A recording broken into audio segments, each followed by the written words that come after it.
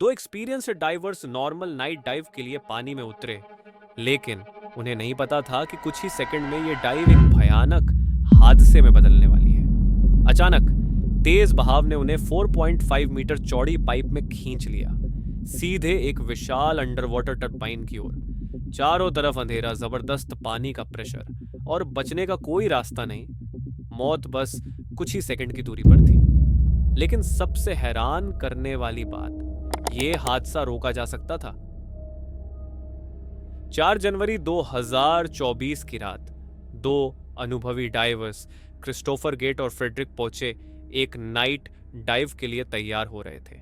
ये उनके लिए कोई नई बात नहीं थी, लेकिन उन्हें अंदाजा नहीं था कि यह डाइव एक भयानक हादसे में बदलने वाली है। एक ऐसा हादसा जो आसानी से टल सकता था। ये दोनों बेल्जियम के प्लेट टेले रिजर्वॉयर में डाइविंग करने जा रहे थे। ये कोई आम झील नहीं थी, बल्कि एक विशाल हाइड्रो इलेक्ट्रिक डैम के नीचे बनी एक गहरी और रहस्यमयी जगह थी। इस जगह की खासियत थी कि यहाँ पानी के अंदर डूबे हुए हेलीकॉप्टर्स, बसें और अन्य चीजें मौजूद थीं, जिन्हें देखने के लिए दुनिया भर से लोग डाइविंग के लिए आते थे। हालांकि इस खूबसूरत जगह के साथ एक बड़ा खतरा भी जुड़ा हुआ था। प्लेट टेले रिजर्वॉयर को 5 मानव निर्मित झीलों से जोड़कर बनाया गया था।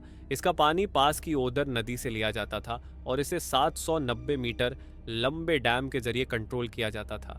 इस डैम में 4 विशाल टर्बाइन्स लगी थीं जो दिन भर बिजली उत्पादन के लिए पानी को खींचती रहती थीं।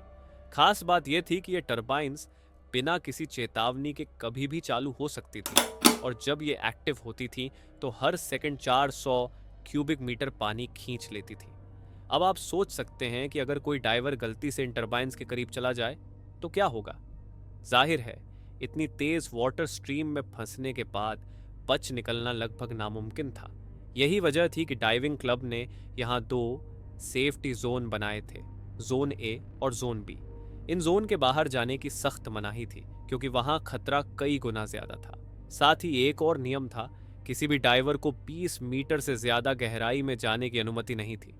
इस गहराई पर आते ही टर्बाइन्स की तेज आवाजें सुनाई देने लगती थीं, और यह संकेत था कि डाइवर को इससे आगे नहीं जाना चाहिए। लेकिन क्रिस्टोफर और फ्रेडरिक सिर्फ आम डाइविंग करने नहीं आए थे। वे कुछ नया एक्सप्लोर करना चाहते थे, कुछ ऐसा जो दूसरे डाइवर्स करने की हिम्मत नहीं करते थे। उन्होंने तय किया कि वे सुरक्षित जोन से बाहर जाएंगे, वहां जहां खतरा कई गुना ज्यादा था। उन्हें नहीं पता था कि यह फैसला उनकी जिंदगी का सबसे बड़ा गलत फैसला साबित होने वाला था। कई साल पहले डैम ऑपरेटर्स ने यहां से सेफ्टी ग्रिड्स हटा दिए थे, क्योंकि ये हर 2-3 महीने में बदलने पड़ते थे। पानी के तेज प्रेशर और टर्बाइन के वाइब्रेशंस की वजह से ये जल्दी खराब हो जाते थे, और मेंटेनेंस करना लगभग नामुमकिन हो गया था। अब यहाँ कोई सिक्योरिटी नहीं थी, लेकिन क्रिस्टोफर और फ्रेडरिक को इस बात की परवाह नहीं थी। क्रिस्टोफर, जो एक सिंगल बैंकर था और एक लोकल डाइविंग क्लब का मेंबर भी, पहले से ही एक एक्सपीरियंस्ड डाइवर माना जाता था। दोनों डाइवर्स के पास सालों का एक्सपीरियंस था, लेकिन उस रात उनका डिसीजन किसी को भी हैरान कर सकता था। शाम के 5 बजे, जब लोकल बोटिंग और डाइविंग स्कूल्स बंद हो चुके थे और बाकी सभी लोग घर लौटने की तैयारी कर रहे थे, तभी क्रिस्टोफर और फ्रेडरिक ने अपनी नाइट डाइव के लिए क्लोज्ड सर्किट डाइविंग इक्विपमेंट और रीब्रीदर सेट कर लिया था। अब यहाँ समझना जरूरी है कि ये रीब्रीदर सेटअप क्या था और ये नॉर्मल स्कूबा डाइविंग से अलग क्यों था। ज्यादातर लोग जो स्कूबा डाइविंग करते हैं वे ओपन सर्किट इक्विपमेंट का यूज करते हैं, जिसमें एक टैंक से हवा मिलती है और जैसे ही सांस छोड़ते हैं वो डायरेक्टली पानी में रिलीज हो जाती है। लेकिन इसकी एक बड़ी प्रॉब्लम ये थी कि इसमें गैस की बहुत ज़्यादा वेस्टेज होती थी। इसलिए अगर कोई प्रोफेशनल डाइवर गैस सेव करना चाहता है तो वो क्लोज्ड सर्किट रीब्रीदर यूज़ करता है। इस सिस्टम में छोड़ी गई गैस एक CO2 स्क्रबर से गुजरती है, जो कार्बन डाइऑक्साइड को रिमूव करके बाकी बची ऑक्सीजन को फिर से डाइवर के लिए यूजेबल बना देता है। इससे डाइवर को कम गैस की ज़रूरत होती है और डाइव का टाइम काफ़ी बढ़ जाता है। लेकिन इसका मतलब ये भी था कि क्रिस्टोफर और फ्रेडरिक सिर्फ नॉर्मल डाइविंग करने नहीं आए थे। उनका इरादा कुछ और ही था। उन्होंने अपने साथ अंडरवाटर स्कूटर्स भी लिए थे, जो पानी के अंदर फास्ट मूवमेंट के लिए यूज़ किए जाते हैं।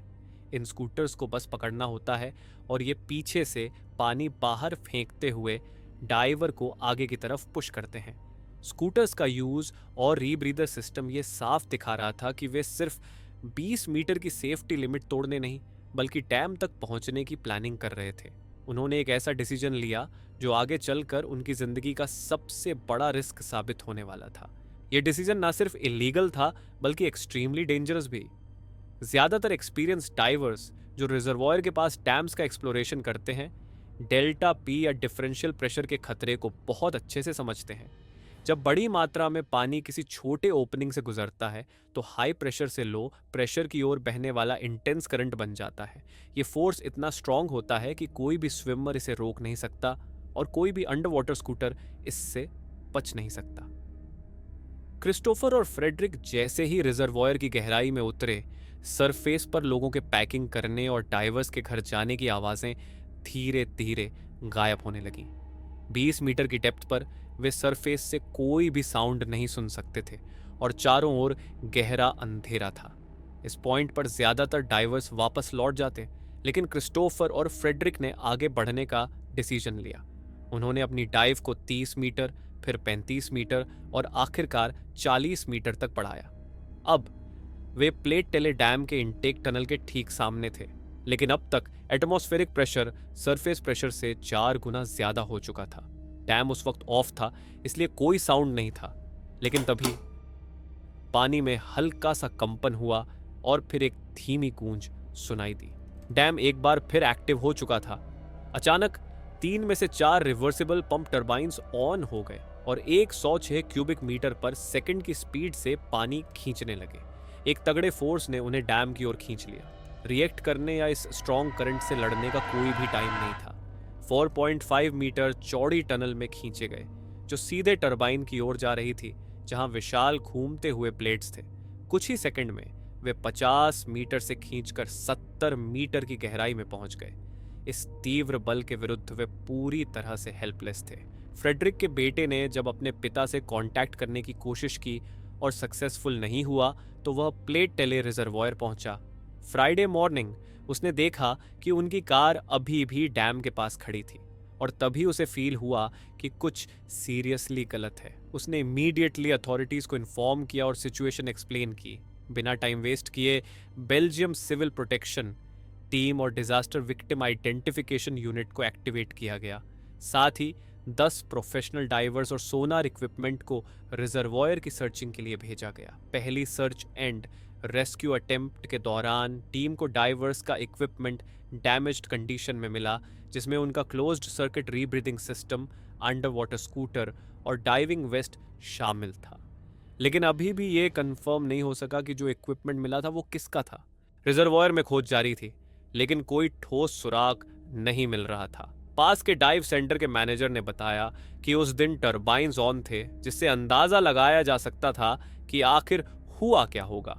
बावजूद इसके फ्रेडरिक का बेटा अब भी कॉन्फिडेंट था, क्योंकि उसे दोनों डाइवर्स की स्विमिंग स्किल्स पर पूरा भरोसा था। लेकिन क्या यह भरोसा उन्हें बचा सकता था? एक एवरेज ओलंपिक स्विमर बिना किसी इक्विपमेंट के 2.36 मीटर पर सेकंड की स्पीड से तैर सकता है, जबकि टर्बाइंस का खिंचाव 10 से 30 मीटर पर सेकंड की स्पीड से था। इसका मतलब था कि क्रिस्टोफर और फ्रेडरिक के पास रिएक्ट करने का कोई मौका ही नहीं था। उनके स्कूटर्स भी मैक्सिमम 2.8 मीटर पर सेकंड की स्पीड से चलते, जो इस जबरदस्त खिंचाव के सामने कुछ भी नहीं था। अर्थ पर कोई भी जीव, इंसान तो दूर, इतने ताकतवर प्रेशर से बच नहीं सकता था। अगर ग्रिड्स भी लगाए गए होते तो भी यह कोई फर्क नहीं डालता, क्योंकि पानी का बहाव इतना जबरदस्त था कि वे सीधा ग्रिड से टकराते और पूरी तरह फंस जाते। बचने की कोई संभावना ही नहीं थी। जैसे जैसे वक्त बीतता गया, फ्रेडरिक और क्रिस्टोफर के फैमिली और फ्रेंड्स की उम्मीदें भी धीरे धीरे खत्म होने लगी। शुक्रवार सुबह रेस्क्यू टीम ने उन्हें ढूंढने के लिए थर्मल कैमरा लगे हेलीकॉप्टर्स तैनात किए। 12:30 बज चुके थे और 46 घंटे से ज्यादा हो गए थे जब से दोनों डाइवर्स पानी में समा गए थे। फिर डैम के नीचे बॉडी के कुछ पार्ट्स मिले। दूसरी स्वीप के दौरान डाइवर्स को 1 किलोमीटर दूर किनारे पर और भी ह्यूमन रिमेन्स मिले। बाद में हुई पोस्टमार्टम रिपोर्ट ने कंफर्म किया कि जो बॉडी पार्ट्स लेक और किनारे पर मिले थे वे क्रिस्टोफर और फ्रेडरिक के ही थे। अब सवाल यह था क्या उन्होंने जानबूझकर डैम के पास जाने का फैसला किया था, या फिर यह एक रियल मिस्टेक थी जिसे आसानी से अवॉइड किया जा सकता था? लेकिन एक बात तय थी, ये एक ऐसी ट्रेजेडी थी जिसे हमेशा प्लेट टेले डैम डिजास्टर के रूप में याद किया जाएगा। अगर आप इस सिचुएशन में होते तो क्या बच पाते? कमेंट में बताएं। ऐसी ही स्टोरीज देखने के लिए चैनल सब्सक्राइब करें। मिलते हैं अगली वीडियो में।